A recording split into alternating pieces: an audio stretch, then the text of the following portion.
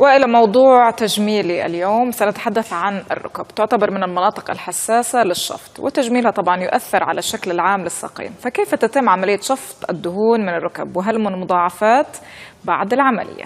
احترنا في نفسنا نعمل ايش؟ للإجابة ونحط هنا شيء غريب. للإجابة طبعا ينضم إلينا في الاستوديو أخصائي الجراحة التجميلية الدكتور نادر صعب. دائما عندك الإجابات دكتور نادر. خلينا بنرحب فيك ونقول لك صباح الخير. صباح الخير. طيب، هذه موضوع إنه أصلا يكون في سمنة أو دهون في عند الركبة، هذه تحتاج إنه الجسم كله يكون تخين، ولا ممكن الشخص يكون متناسق لكن فعلا عنده دهون زايدة في هذه المنطقة؟ سارة، بدي أقول أنا في أوقات بيكون عندنا الجسم بيتمتع بقوام كتير حلوين اكسبت إلا بهالمنطقة يلي عند الركب، وقت ما بنلاقي في تراكمات دهنية. وهالتراكمات بتكون كناية عن تكدسات ما بتدوب حتى مع الدايت.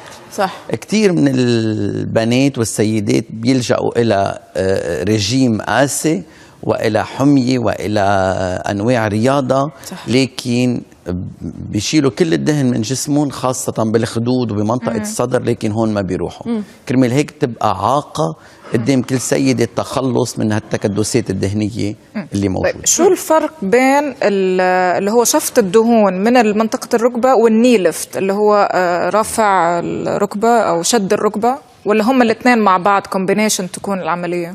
أنا بفضل على طول ما نعمل ني ليفت أو نعمل جراحة بمنطقة أسفل الجسم، لأنه على طول في عنا ندبات، ومثل ما بنعرف السيدات لازم يحافظوا على جسمهم، وقد ما تكون الندبات حلوة ما بنقدر نعمل مثل ما ربنا خلق هالناس.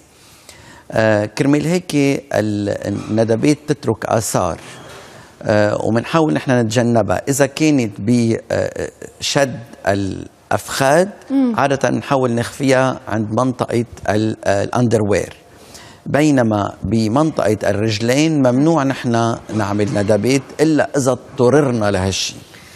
هون بيكون اللايبوسكشن أو تطور تقنيات اللايبوسكشن هي سيدة الموقف، يعني اللايبوسكشن باي ليزر. أوكي. هون بنلجأ اللي هو الشفط بالليزر يعني. أي. هون بنلجأ إلى عملية تذويب الدهون من خلال موجات حرارية قد تصل إلى 90 درجة، إضافة إلى صقل البشرة يلي هو يؤدي إلى التايتنينج، إلى شد البشرة بنفس الوقت من دون وجود ندبات.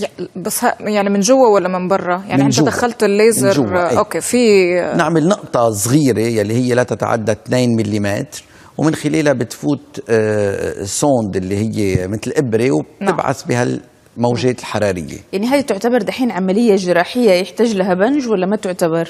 هيدي تتم تحت البنج الموضعي. أوكي. يلي هو اشياء كتير بسيطة بتقدر السيدة تعملها ربع ساعة وتقدر تكمل شغلها من دون ما تبقى بالمستشفى ومن دون البنج العام ومن دون متاهات هالمشاكل. بس دكتور، يعني احنا إذا تكلمنا عن تراكم أو تجمع لدهون في منطقة الركبة، شلنا الدهون، أوكي، طب ما بعدين رح يصير في ترهل يعني في النهاية، وين يروح الجلد الزيادة؟ ماهرة، بتختلف نوعية الجلد بجسم الإنسان. نحن بنقول على طول منطقة الإبط ومنطقة الفخذ من الداخل هي أطرى منطقة وكتير بتترهل وبتتهدل. كرمال هيك على الطبيب إنه ياخد بعين الاعتبار نوعية الجلد. لكن عند منطقة الركبة اللي هو منيح هو إنه الجلد متماسكة أكتر وأصلب، وبالتالي هون ما بتترهل بسرعة مثل المناطق اللي بتكون عند الفخذ من الداخل. نعم. وهون الشفط الدهون والشد بالليزر بيلعب دور كتير رئيسي وكتير مهم.